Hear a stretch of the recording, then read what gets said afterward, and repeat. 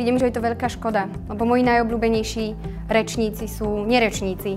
Tí, čo to nemajú ako vášeň, že teraz akože ja sa rád pretrčam a ja sa rád ukazujem, ale ľudia, ktorí sú viac ticho a preto ma s nimi baví ako vyťahovať z nich tie myšlienky, ktoré tam oni snovali roky, rokúce v tom ich vnútornom svete a zrazu oni, keď sú pomenované a odhalené na vonok, tak to sú skvosty.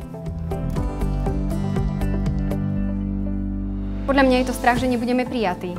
Že keď sa naozaj prejavím, že toto som ja a toto je vo mne, tak sa to môže stretnúť s nesúhlasom, s kritikou, s odmietnutím, s osúdením. A to je riziko, ktoré mnohí ľudia nechcú podstúpiť. A tak sa radšej neprejavia. Mne príde, že veľa ľudí si neuvedomuje, že treba na sebe pracovať, že by to potrebovali, ako tak nejak vnútorne na svojom vlastnom rozvoji. A preto mám rada prezentačné zručnosti a rozprávanie na verejnosti, lebo je to vysokopraktická zručnosť, ktorú sú nútení vedieť využívať v práci, akurát sa nenápadne konfrontujú aj s témami dôležitými pre svoj vlastný vnútorný rozvoj, ako vystúpiť zo zóny komfortu a skonfrontovať sa so svojimi vlastnými strachmi a neistotou a zraniteľnosťou a sem tam zhodiť nejakú tú masku.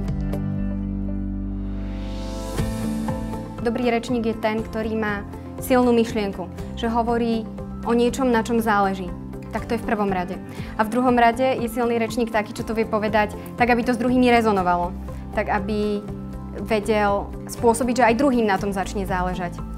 A vonia človečinou pre mňa. Čím je viacej rečník sám sebou a čím je viacej človekom, tak tým viacej druhí sa v ňom nachádzajú a vidia sa v ňom a tým pádom majú pocit, že však my sme všetci jedno, my sme na tom dosť podobne.